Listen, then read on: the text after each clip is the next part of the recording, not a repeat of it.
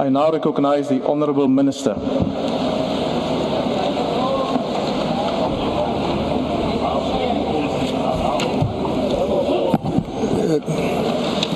Thank you very much, Honourable House Chair, members of the Executive and all members of the House, the Chairperson and all members of the Portfolio Committee on Public Service and Administration. Honourable Chair, let me start by thanking the National Assembly for this opportunity to present the Public Service Commission Bill.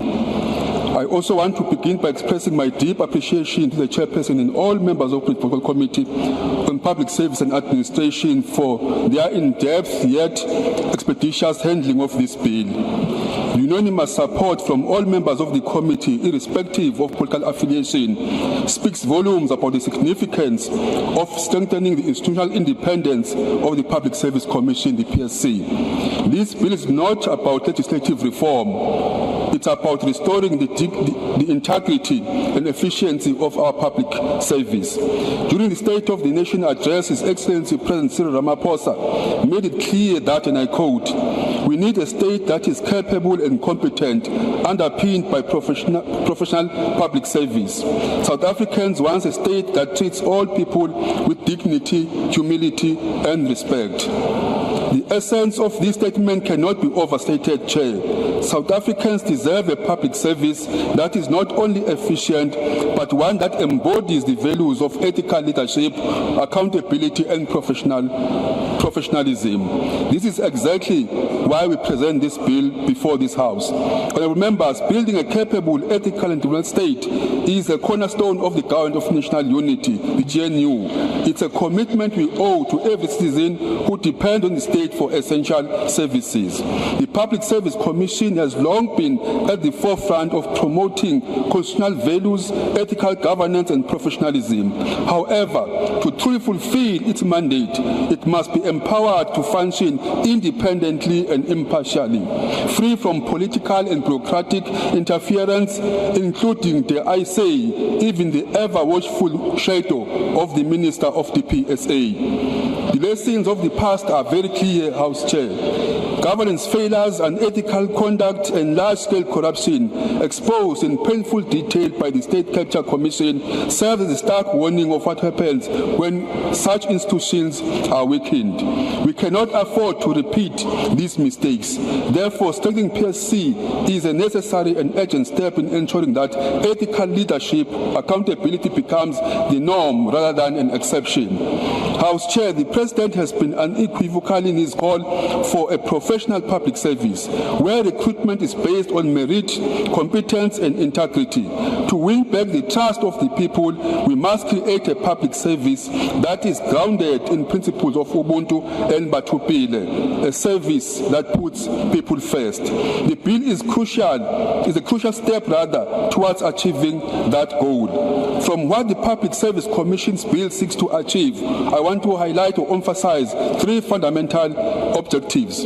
Firstly, this bill seeks to establish a dedicated secretariat for the PSC, ensuring that the Commission has the institutional support to operate independently and effectively. Secondly, this bill seeks to expand the Public Service Commission's jurisdiction, allowing it to provide oversight not over national and provincial departments or administrations, but also local and public entities in line with Section 196(2) of our Constitution. And thirdly, the bill we are presenting before this House, Chair, seeks to enforce accountability, meaning legally obligating executives to act on Public Service Commission's recommendations and findings and directives following investigations. This is critical in ensuring that oversight is not just a formality, but a mechanism for real change. Additionally, Chair, this bill provides for a transparent and rigorous process in the appointment of PSC's commission themselves, ensuring that only individuals of high integrity and competence are entrusted with such a vital responsibility. Honourable members, this bill is not an isolated intervention. It forms part of a broader public service sector reforms agenda spearheaded by the Ministry, including the implementation of the professionalization framework for the public sector. Approved under the 6th administration, this framework was a game changer. Now, under the 7th administration, we must ensure its full implementation. A strengthened chair, well-resourced PSC will be instrumental in overseeing this progress. It is my belief, therefore, that the adoption of this bill is not a short-term fix, but rather a long-term investment in the future of our country. It's about ensuring that generations to come inherit a public service that is ethical, professional, and dedicated to serving its people and not individual interests. By strengthening our public institutions today, we lay a foundation for a South Africa that is more transparent, more efficient, and more just. House Chairperson, let me be clear.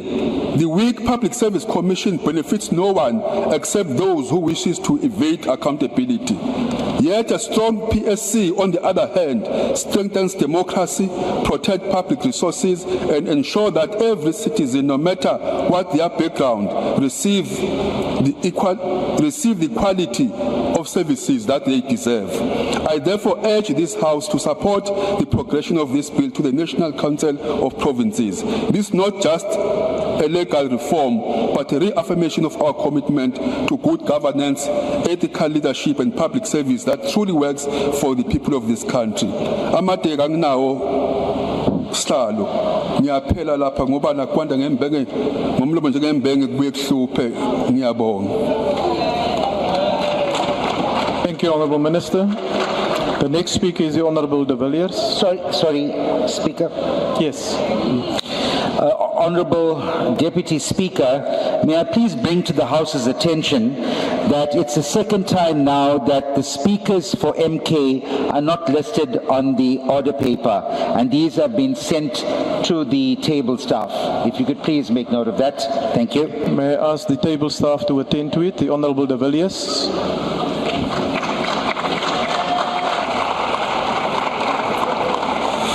Thank you, Chair. It is said that victory is not won in miles, but in inches. Today's debate on the Public Service Commission Bill, the PSC Bill, marks a significant step in the ultimate goal of creating a professional, merit-based state and the termination of 31 years of cadre deployment practices, a fight that has been spearheaded by the Democratic Alliance, but has now become a priority of the GNU. These two concepts stand in diametric opposition against each other. Where cadre deployment has sought to insert politically aligned individuals into key state positions, the professionalization of the state calls for the appointment of the best qualified, merit-based professionals. The professionalization of the public service has been a key principal goal of the Government of National Unity, specifically Principle number 9 in the GNU Statement of Intent, which commits all parties in the GNU to uphold a professional, merit-based, non-partisan development public service that puts people first. Chair, the PSC Bill will create a new and correctly structured, constitutionally aligned Public Service Commission. During the last 31 years of democracy, the PSC has been incorrectly structured under the Department of Public Service and Administration, in contrast to Section 196 of the Constitution that clearly states that the Commission must be independent and impartial and must exercise its powers and functions without fear, favour or prejudice. This dilemma of the independence of the PSC is at the heart of what the PSC Bill seeks to rectify. Last Wednesday, we heard the Minister of Finance announce his plans to again raise the public service wage. The ever-escalating above-inflation public wage bill comes at a great cost of delivering services to our people. Reducing the public sector wage bill... Honourable De Villiers, will you please take your seat?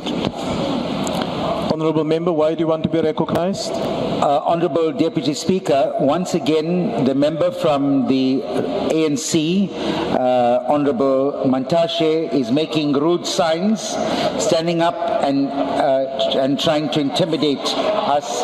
It's unparliamentary. Honourable members, him out of order. Honourable I'm not members, sure whether he needs a breathalyzer test. Thank you. Honourable members, let us maintain the decorum of the House, so that we can proceed with the business of the House and not fall into and not fall into certain trivialities. Chairperson, Yes, Honourable Member. thank you, Chairperson. Honourable de Villiers must not come and mislead this House. No, He Honourable cannot Member. speak to us about merit-based Honourable appointments. Member. There are court findings Honourable where his Member. DA have...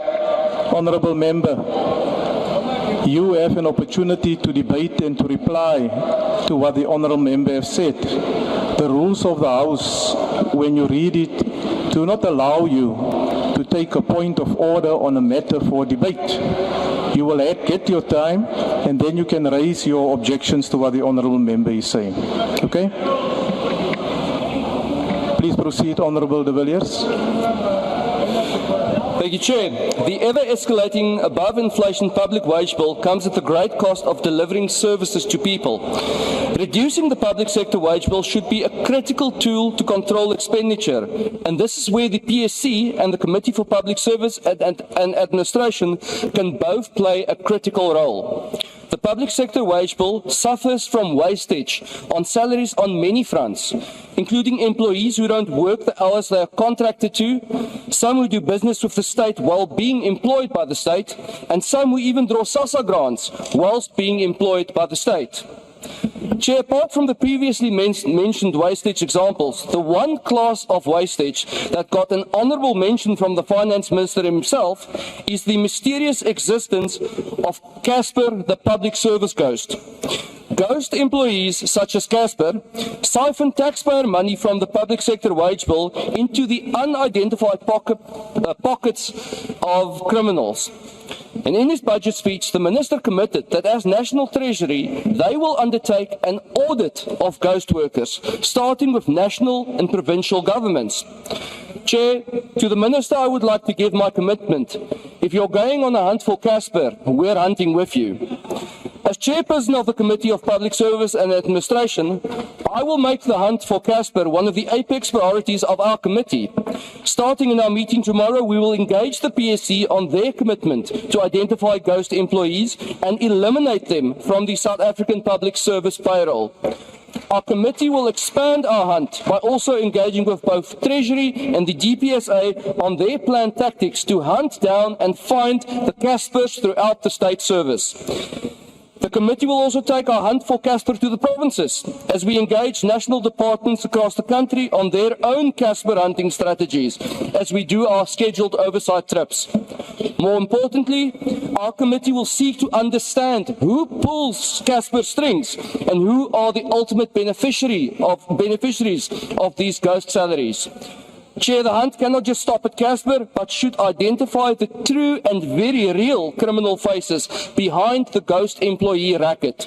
The PSC will play a vital role in this hunt, and it is my personal hope that their newfound independence and powers will be focused on helping the government identify waste in the public sector bill.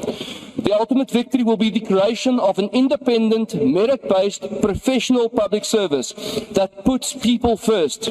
Make no mistake, we are still far from winning the war, but today is an important battle won, an inch gained towards victory. I thank you. Thank you, Honourable Member.